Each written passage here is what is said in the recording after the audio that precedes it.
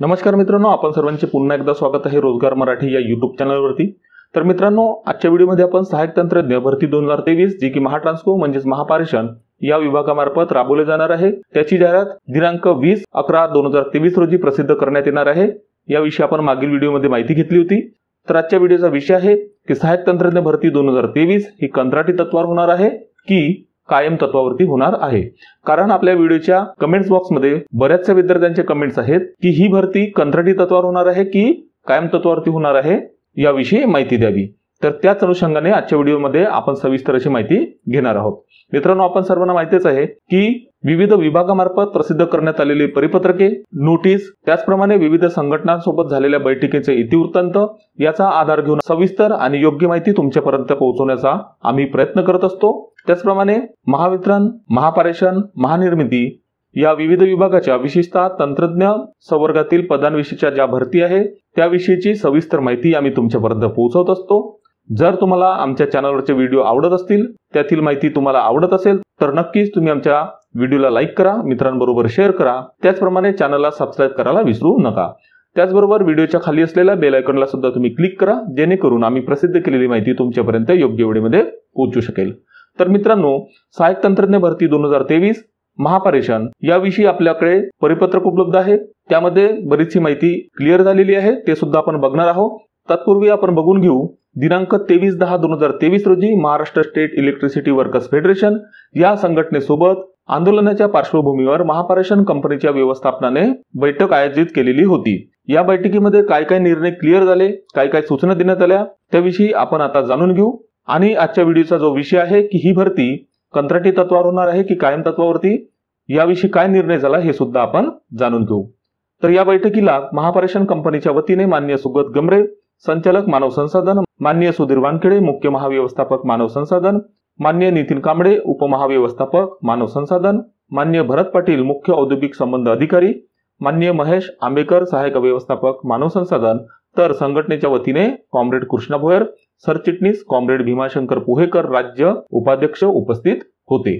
तर यामध्ये विविध मुद्दे होते, त्याविषयी आपण आता चर्चा करणार नाही। त्यामुळे आपण व्हॉट्सअपवरचा जो रिअल मेसेज आहे तो मेसेज या ठिकाणी आपण ओपन केला नाही, तर त्यातील फक्त काही भाग जो की आजच्या व्हिडिओच्या विषयाच्या अनुषंगाने महत्त्वाचा आहे तोच आपण या ठिकाणी घेतलेला आहे आणि तो कॉपी करून या ठिकाणी तुम्हाला उपलब्ध करून देण्यात आलेला आहे।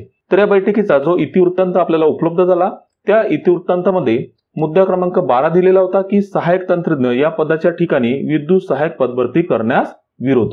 हा संघटनेचा मुद्दा होता। संघटनेने या गोष्टीला विरोध केलेला आहे की महापारेषण म्हणजे महाट्रान्सकोच्या सहाय्यक तंत्रज्ञ या पदाच्या ठिकाणी विद्युत सहाय्यक पदभरती करण्यास विरोध। आता संघटनेने सहाय्यक तंत्रज्ञ या पदाच्या ऐवजी विद्युत सहाय्यक या पदाकरता भरती करण्यात येऊ नये असे सांगितले किंवा या गोष्टीला त्यांनी विरोध दर्शवला। हा त्यांनी का दर्शवला? कारण त्या अगोदर एक परिपत्रक महापारेषण प्रशासनामार्फत प्रसिद्ध करण्यात आलेले होते, त्यामध्ये सविस्तर अशी माहिती दिलेली आहे, तो सुद्धा आपण जाणून घेऊ। म्हणजे महापारेषण कंपनीने ऑलरेडी हे डिक्लेअर केलं की येणारी पदभरती कशा पद्धतीने होईल, म्हणून या ठिकाणी संघटनेने अशा प्रकारे विरोध दर्शवलेला होता। ते परिपत्रक पुढे आपण बघणार आहोतच। तर हा जो मुद्दा होता, मुद्दा क्रमांक 12, याला उत्तर म्हणून महापारेषण कंपनीने हे सांगितले की महावितरण कंपनीनुसार हा निर्णय घेतलेला आहे। कारण आपण सर्वांना माहितीच असेल की महावितरण कंपनीमध्ये विद्युत सहाय्यक अशा पद्धतीने 3 वर्षाकरता कंत्राटी तत्वावरती पदभरती केल्या जाते आणि विद्युत सहाय्यक या पदावरती यशस्वीरित्या 3 वर्ष काम केल्यानंतर त्या उमेदवारांना तंत्रज्ञ या पदावरती कायमस्वरूपी नियुक्ती दिली जाते। महापारेषण मध्ये अशा पद्धतीने या अगोदरच्या ज्या काही भरत्या झाल्या त्या भरत्यांमध्ये कुठेही सहाय्यक पदभरती राबवलेली नव्हती, पण प्रथमच असं होत आहे की महापारेषण कंपनीमध्ये सुद्धा विद्युत सहाय्यक पदभरती राबवल्या जात आहे। तर त्यांनी असे सांगितले की महावितरण कंपनीनुसार हा निर्णय घेतलेला आहे। जर महावितरण कंपनीने तो निर्णय बदलला तर महापारेषण कंपनी सुद्धा तसा बदल करेल। पण मित्रांनो, आपण डिपार्टमेंटच्या वेबसाईटवरती बघितलं, विविध संघटनांच्या पदाधिकाऱ्यांशी चर्चा केली, पण अशा पद्धतीने महावितरणने कुठेही विद्युत सहाय्यक पदभरती रद्द केलेली आहे किंवा कॅन्सल केलेली आहे असे त्यांनी स्पष्ट केलेले नाही। कारण जाहिरात क्रमांक 4/2019 याची पदभरती अद्यापही सुरू आहे। त्यामध्ये डिक्लेअर केलेले 5000 जी पदे आहेत ते अद्यापही भरलेली नाहीत, ती पदभरती अजूनही सुरू आहे। त्यामुळे महावितरणने कुठेही विद्युत सहाय्यक पदभरती कॅन्सल झाली किंवा रद्द झाली असे क्लिअर केलेले नाही। आणि या ठिकाणी असे म्हटलेले आहे महापारेषण कंपनीने, जर महावितरण कंपनीने तो निर्णय बदलला तर महापारेषण कंपनी सुद्धा तसा निर्णय घेईल किंवा तसा बदल करेल। पण या मुद्दा क्रमांक 12 नुसार असं स्पष्ट होते की महापारेषण कंपनीमध्ये सहाय्यक तंत्रज्ञ ही जी पदभरती आहे ती पदभरती 100% विद्युत सहाय्यक महापारेषण या नावाने 3 वर्षाच्या कंत्राटी तत्वावरती केल्या जाईल आणि त्यानंतर त्या उमेदवारांना सहाय्यक तंत्रज्ञ या पदावरती रुजू केल्या जाईल। त्याविषयीची माहिती आपण पुढे घेणार आहोत। एक परिपत्रक आहे त्याविषयी आपण आता जाणून घेऊ। तर मित्रांनो, हे परिपत्रक आहे, याविषयी आपण यापूर्वी चर्चा केली होती, तरी पण बऱ्याच विद्यार्थ्यांचा संभ्रम आहे, त्यामुळे त्यांच्याकरता परत एकदा आपण ही माहिती देत आहोत की महाराष्ट्र राज्य विद्युत पारेषण कंपनी मर्यादित यांच्या मार्फत प्रशासकीय परिपत्रक क्रमांक 648 दिनांक 26/9/2023 हे परिपत्रक आहे। यामध्ये विषय दिलेला आहे की सहाय्यक तंत्रज्ञ सामान्य या पदाच्या सरळ सेवा भरती अंतर्गत नियुक्तीबाबतचे पदे भरण्याच्या कार्यपद्धती किंवा मेथड ऑफ फिलिंग बदलणे बाबत। म्हणजे या ठिकाणी लक्ष द्या मित्रांनो, काय दिलेलं आहे, मेथड ऑफ फिलिंग बदलण्याबाबत, म्हणजे ही जी पदे आहेत ते भरण्याची कार्यपद्धती बदलण्याबाबत हे परिपत्रक किंवा प्रशासकीय परिपत्रक जाहीर करण्यात आलेले होते। संदर्भ या ठिकाणी दिलेला मित्रांनो, कार्यालयीन आदेश क्रमांक 3 दिनांक 15/7/2021। या ठिकाणी जर आपण वाचलं तर या ठिकाणी दिलेले आहे की संदर्भीय कार्यालयीन आदेशाद्वारे सहाय्यक तंत्रज्ञ सामान्य या पदाची सरळ सेवा भरती अंतर्गत नियुक्तीबाबतची विहित करण्यात आलेली पदे भरण्याच्या कार्यपद्धतीमध्ये सुधारणा करण्याची बाब प्रशासनाच्या विचाराधीन होती। म्हणजे यापूर्वी ही बाब प्रशासनाच्या विचाराधीन होती पण ती राबवलेली नव्हती। आता महाराष्ट्र राज्य वीज मंडळ वर्गीकरण व सेवा प्रवेश विनियम 1961 चे विनियम क्रमांक 38 खालील टिप क्रमांक 3 सह महाराष्ट्र राज्य वीज मंडळाचे प्रशासकीय परिपत्रक क्रमांक 341 दिनांक 8/2/2000 अन्वये प्रदान केलेल्या अधिकारानुसार मान्य अध्यक्ष व व्यवस्थापकीय संचालक यांनी संचालक वित्त, संचालक संचलन, संचालक प्रकल्प व संचालक मानव संसाधन यांच्याशी विचारविनिमय करून सहाय्यक तंत्रज्ञ सामान्य या पदाच्या पूर्वापेक्षतेमध्ये पदे भरण्याच्या कार्यपद्धतीमध्ये method of filling the post खालील प्रमाणे बदल करण्याबाबत मंजुरी प्रदान करण्यात आलेली आहे। तर या ठिकाणी मुद्दा क्रमांक 1 दिलेला आहे, कार्यालयीन आदेश क्रमांक 3 दिनांक 15/6/2021 सोबत त्या जोडपत्रक जी प्रमाणे सहाय्यक तंत्रज्ञ सामान्य या पदासाठी निर्धारित केलेल्या पूर्वापेक्षतेमध्ये पदे भरण्याची कार्यपद्धती किंवा मेथड ऑफ फिलिंग खालील प्रमाणे बदल करण्यात येत आहे। तर या ठिकाणी 3 कॉलम दिलेले मित्रांनो, पूर्वावश्यकता, सद्यस्थितीतील तरतूद आणि सुधारित तरतूद। आपल्या आजच्या व्हिडिओचा मुद्दा आहे की येणारी भरती म्हणजे सहाय्यक तंत्रज्ञ ही पदभरती कंत्राटी तत्वावर होणार आहे की कायम तत्वावरती। तर या ठिकाणी हा मुद्दा स्पष्ट होईल, या अगोदर सुद्धा व्हिडिओमध्ये स्पष्ट झालेलेच आहे। तर या परिपत्रकानुसार महापारेषण कंपनीने काय स्पष्ट केलेले आहे हे तुम्ही समजून घ्या। तर या ठिकाणी दिलेले आहे पदे भरण्याची पद्धत म्हणजे मेथड ऑफ फिलिंग, सद्यस्थितीतील तरतूद काय आहे की सरळ सेवा भरती अन्वये नियमित तत्वावर, म्हणजे अद्यापपर्यंत सदर पदे ही नियमित तत्वावरती भरल्या जात होती। म्हणजे जी प्रोसेस आहे जाहिरात काढणे, जाहिरात काढल्यानंतर ऑनलाईन अर्ज मागवणे, अर्ज मागवल्यानंतर परीक्षा देणे, परीक्षा दिल्यानंतर जे काही मुले वेटिंग लिस्ट किंवा सिलेक्ट लिस्ट मध्ये आलेली आहेत त्या विद्यार्थ्यांचे डॉक्युमेंट्स व्हेरिफिकेशन करणे आणि त्यांना नियमित तत्वावरती सरळ सहाय्यक तंत्रज्ञ या पदावरती नियुक्ती देणे।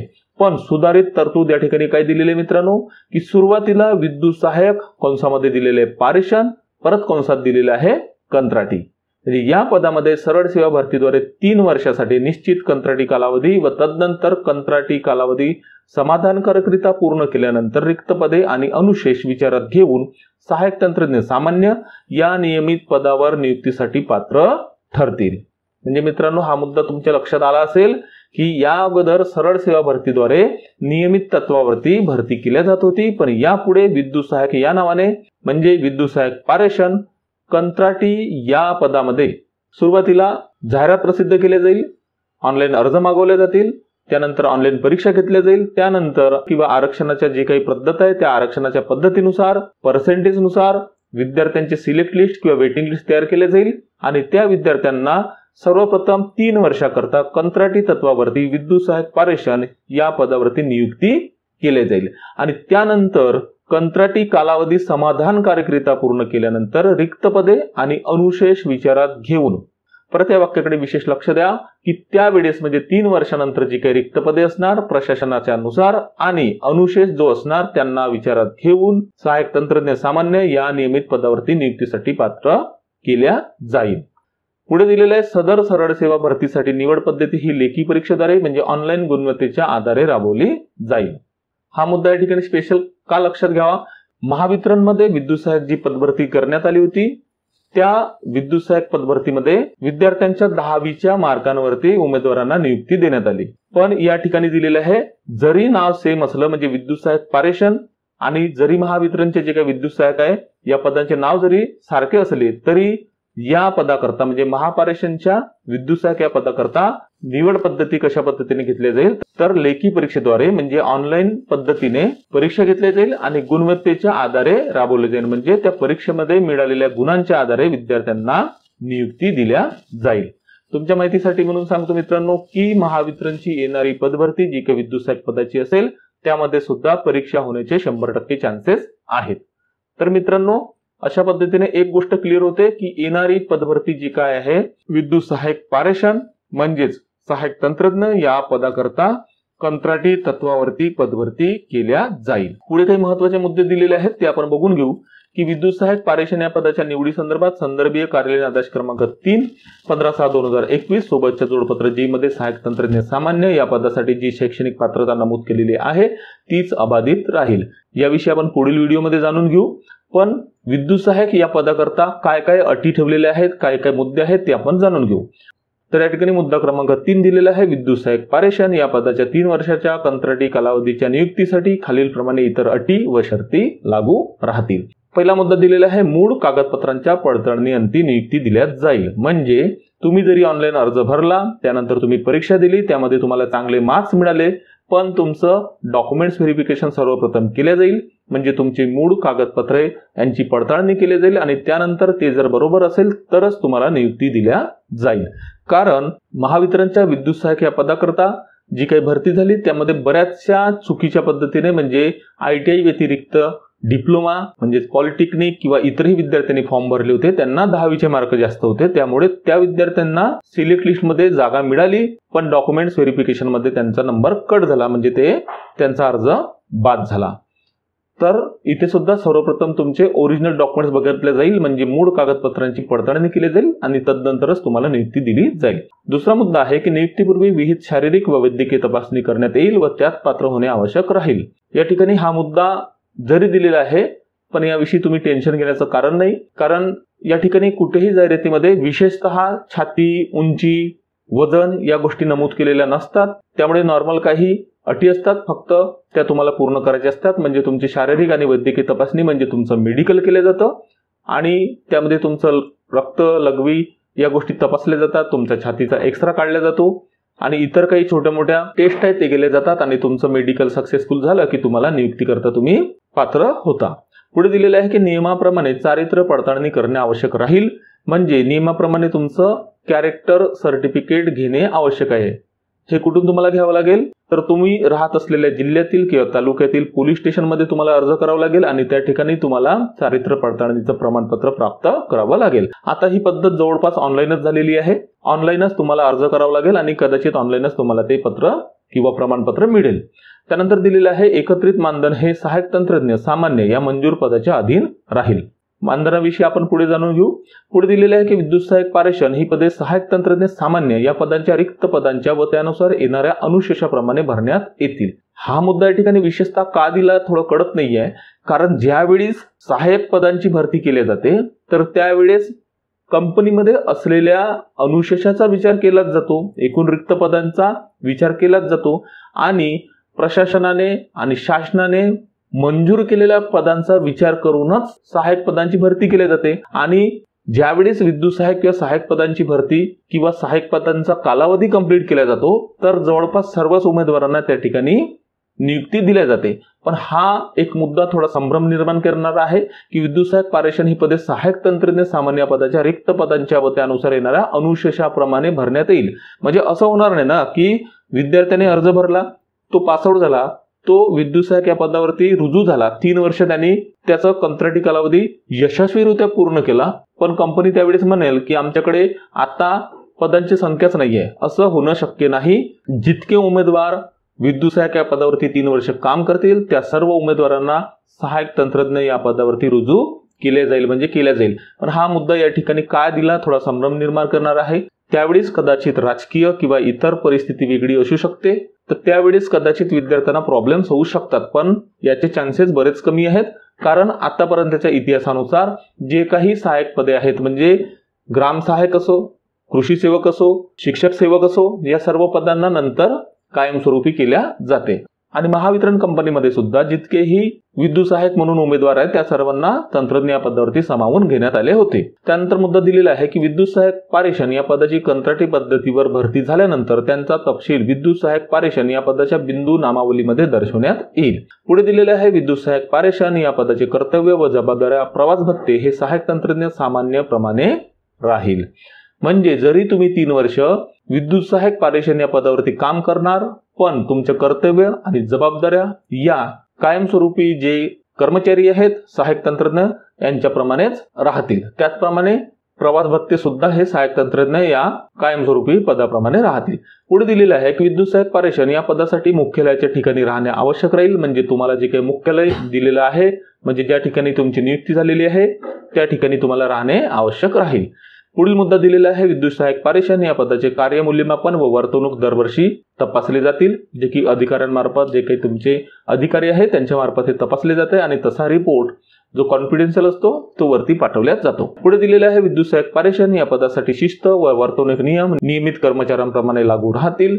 कंत्राटी कालावधी दरम्यान सदर विद्युत सहाय्यक पारेषण यांनी शिस्त व वर्तणूक विनेभंग कसूर केल्यास कंत्राटी नियुक्ती तात्काळ समाप्त करण्यात येईल. म्हणजे ज्याप्रमाणे विद्युत सहाय्यक पारेषण या पदाचे कर्तव्य, जबाबदाऱ्या किंवा प्रवास भत्ते हे सहाय्यक तंत्रज्ञ या कायमस्वरूपी पदाप्रमाणे असतील, त्याचप्रमाणे शिस्त व वर्तणूक नियम सुद्धा विद्युत सहाय्यक पारेषण या पदावरती काम करत असताना लागू राहतील.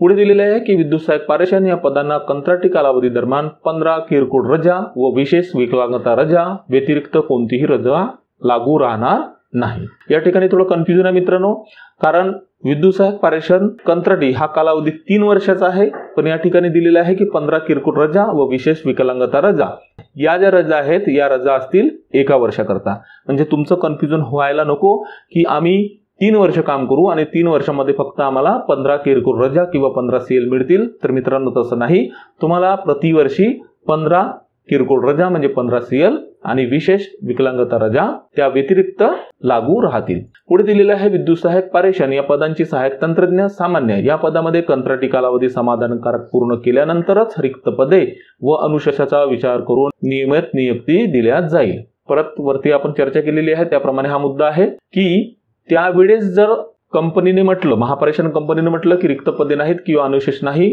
तर विद्युत सहाय्यक तंत्रज्ञ या उमेदवारांचं काय. पण हा मुद्दा गौण आहे, कारण 100% जे काही उमेदवार विद्युत सहाय्यक या पदावरती रुजू होतील, 3 वर्ष यशस्वीरित्या आपला कालावधी पूर्ण करतील, त्या सर्वांना महापारेषण कंपनीमध्ये सामावून घेतल्या जाईल. पुढील मुद्दा आहे की विद्युत सहाय्यक पारेषण या पदांचा कंत्राटी कालावधी हा एकत्रित मानधनावर असून सदर कालावधी अनुदान व इतर निवृत्ती लाभांसाठी लागू राहणार नाही. तर मित्रांनो अशा पद्धतीने आजच्या व्हिडिओचा जो विषय होता की सहाय्यक तंत्रज्ञ भरती 2023 महाट्रान्सको किंवा महापारेषण ही कंत्राटी तत्वावर होणार आहे की कायम तत्वावर होणार आहे. तर ही भरती 3 वर्षाच्या विद्युत सहाय्यक पारेषण कंत्राटी या पदाच्या नावाने कंत्राटी तत्वावरती होणार आहे. त्याविषयी सविस्तर अशी आपण माहिती जाणून घेतलेली आहे. बरेच आणखी काही मुद्दे आहेत मित्रांनो, जसे मानधन किंवा पगार किती असणार आहे, कोणकोणत्या ट्रेडचे विद्यार्थी अर्ज करू शकतील, अभ्यासक्रम कसा असेल, या सर्व गोष्टीविषयी आपण प्रत्येकी एक व्हिडिओमध्ये माहिती देण्याचा प्रयत्न करू. कारण आपण सर्वांचे कमेंट्स व्हिडिओच्या कमेंट्स बॉक्समध्ये असतात, त्यावरतीच आम्ही विविध विषय घेऊन व्हिडिओ बनवत असतो आणि तशी माहिती कलेक्ट करून तुमच्यापर्यंत योग्य वेळेमध्ये पोहोचवण्याचा आम्ही प्रयत्न करत असतो. तर मित्रांनो आजच्या व्हिडिओमध्ये एवढेच. लवकरच भेटू नवीन व्हिडिओमध्ये नवीन माहिती सोबत. धन्यवाद.